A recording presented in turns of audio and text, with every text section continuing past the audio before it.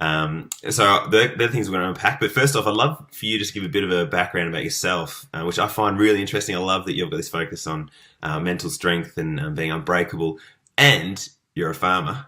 Or you were a farmer, and also even more interesting is that you weren't a farmer and you became a farmer. I love all that story. So just maybe a brief outline of your story, mate, and then we'll get cracking to some concepts. Yeah, no worries. Yeah, so as you've touched on now, yeah, I wasn't always a farmer. I wasn't always a country boy. I was born and bred in Melbourne and lived in Melbourne until I was 15. So,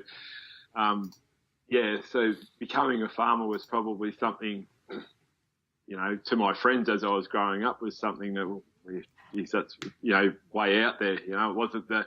I know lots of my friends that I'm still connected with that I grew up with are definitely not that. Like they're corporate bankers and big real estate agent owners in Docklands and places like that. So being a farmer was something different. But I suppose it was mum and dad were small business owners, and dad always harboured this dream of becoming a farmer. And so that's basically what he did. He followed his dream, where you had friends that were farmers that were in Gippsland, and they progressed through the ranks. They were share farmers, and then from share farming went into farm ownership, and then they went from Gippsland and chased that dream over the mountains called irrigation, and they moved up here to the Golden Valley. And I think, cut a long story short, we come up to visit them one school holidays, and then all of a sudden Dad bought a farm and we moved to the country. So, which was good for me, because at that time I was struggling at school and trying to find, my way forward and what was I going to do, and always had these thoughts in the back of my head that probably only, and no disrespect to the Garbos out there, but that's what I was going to end up being. Like I aspired, living at the foothills of the Dandenongs, aspired to be a park ranger, but knew that I probably didn't have the academic rigour to become one, and probably didn't at that stage didn't have the career advice in year 9 at school that if you did this, this, and this, which is what happens today at school, creating pathways for kids. I may have ended up being that, but obviously moving to the country, still at school and still struggling. But I suppose my whole concept of farming back in those days was tractors and motorbikes. That's what I thought farming was about. And I quickly then, upon leaving school, got a job, like as a nearly 16 years and 9 months or whatever I was, got a job on a farm as a farmhand, and quickly developed that passion for not only farming, and probably quickly moved away from the passion of tractors and motorbikes, because I hate small engines and I hate stuff that you got to fix, and developed this passion for cows. I just love cows, and I love farming, and I love that thing of turning that green stuff into white stuff. It was a real, it's a challenge, but it was something that I really loved. I loved fiddling with cows' diets to make them milk better and make sure that they were optimally healthy, and that was the start of that. And on that farm where I got that job, I worked there for 7 years and got to the stage where I thought I knew everything about farming that I needed to know in that 7 years, and decided that, and I suppose this is the stuff that if I had met you 30 years ago, might have led to different avenues, I suppose. But I had a couple options up my sleeve at that stage, and it was either lease a farm, go share farming, and a lot of share farming stories from our friends had been fraught with danger, I suppose. So, and leasing there was not a lot of options of leasing around us at that stage. So the other option was to buy, and that's what we did. We bought basically a bare farm, or it had a house on it, but no dairy, nothing, but it was right next to mum and dad's farm, and we joined those two properties together and created a family business. So, and that's where the real farming journey, I suppose. Even though I'd been working on a farm for 7 years, the real farming journey started. And this is the, I guess, the start of the Unbreakable Farmer, isn't it, Warren? That you started this from nothing, and this will be a story you unpack, but and you had a crack, and then just life happened and drought, and this is where you've learnt those skills about resilience and persistence and determination, and that's the stuff you're sharing across the country now, is from that lived experience of the realities of farming sometimes. Yeah, and I suppose naively as that 22-year-old, as I went into that farming business, I, obviously knew that I was going into business with mum and dad, which can be fraught with danger, family businesses as well. Going obviously into business with the bank because they lent me the money. But I also went into business with my silent business partner, which was Mother Nature. And, she decided to come along a few times and help me around the ears, but also taught me some really good lessons, and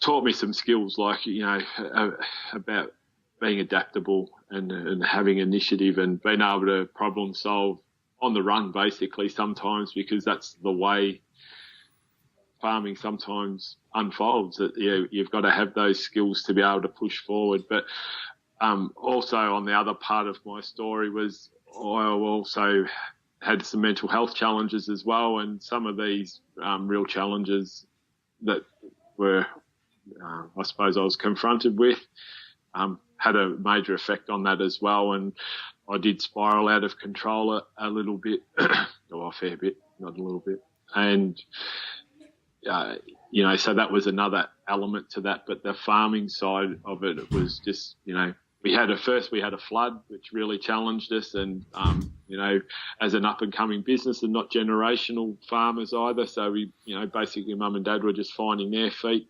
I was finding my feet, and just newly married, and with our first child on the way, our farm went completely underwater, and happened on the 4th of October, which was not ideal timing because we ready to cut hay.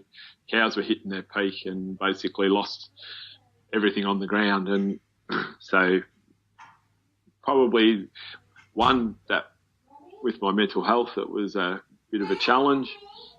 On the other hand, it taught me some really good lessons about feeding cows and, that you can make shit happen even though you're faced with the most dire of, at that stage, felt like the most dire of situations. You can still make shit happen, and you can get that going. Mm-hmm. It's full on, and I want to encourage people to they can jump on the internet and see more of your backstory, because it is really really interesting. Mm.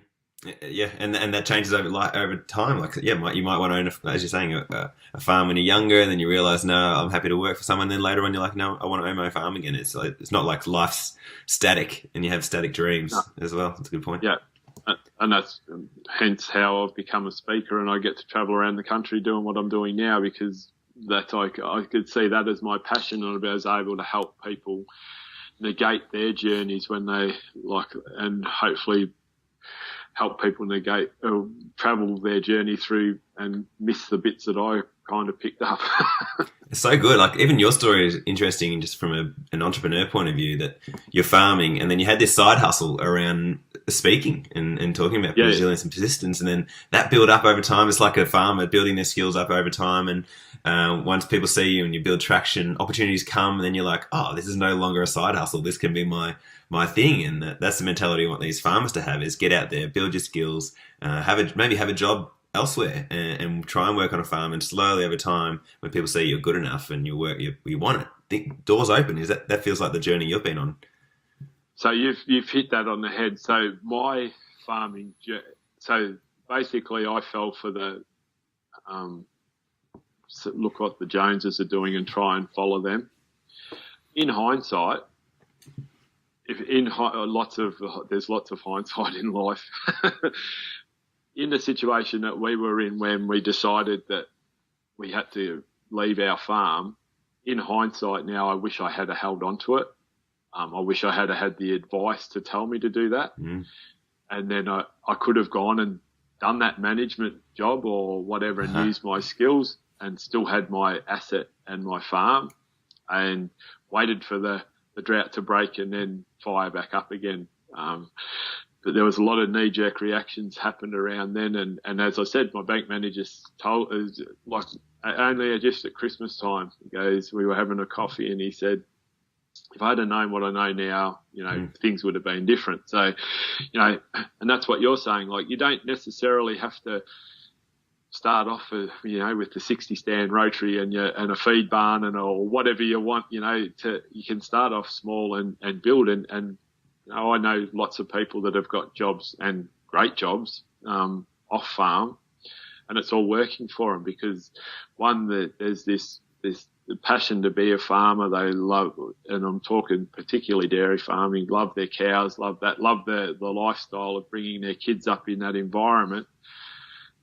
But they've got good jobs and it all works together. When you're younger, you've got to put the hard yards in, or even when you're older, like me, developing a new business, you've got to put the hard yards in to make it work. And that's farming. Well, that's life in general. If you want to get something out of life, you've got to work hard for it. Nothing comes easy. And anyone that thinks it does, they need to reevaluate what they're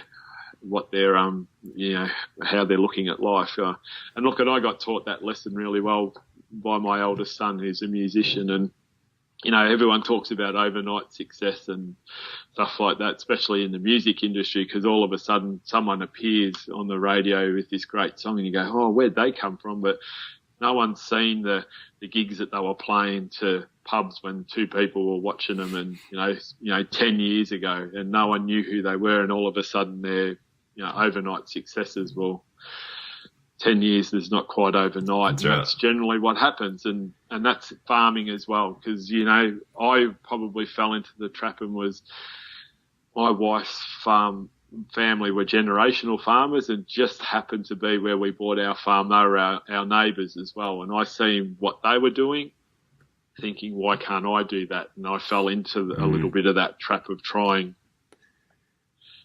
using their model as my model, and it wasn't my model. I should have created now with the knowledge I've got, created my own model. So whatever that would be. And as I said, when the drought was on, that would have been now in hindsight, hold on to my farm and maybe then, destock and then restock and go again. My decision was we left the farm. And that's just unfortunate. Can't take back history, but that's, my advice is, if you've got that dream, fight harder for it, because at the end of the day, I lost my identity the day that I left my farm, and it's taken me a long time to find where it is. And now I've found it as a speaker, and obviously working on farms and that, I still had that passion and I still loved working with cows, but it wasn't the same. But I was still able to use and develop the skills that I've accumulated over the years to, what I believe, become a good manager on a farm. Some people might disagree with you, but I believe that I was good, and I was good at what I did, and I still am good at what I did and do, and love that challenge of basically turning green stuff into white stuff and keeping cows on their feet and making sure they're healthy and doing everything ethically and all that sort of stuff. All those skills that you develop along the way. But I could have done that and still had my farm. And I think that's where something like what you're doing fits in, because that would have given either myself different options, and it's about building those relationships. And unfortunately, our relationship and connections come 14 years too late, but for me, that's the idea of it. If you can, I think your role is like my role as a speaker at the moment. You're like the conduit. That's the way I look at it. I'm a conduit that I can talk to people, and if people are struggling, I've got networks behind me now after 4 years of speaking that I can plug people into to get them the help that they need.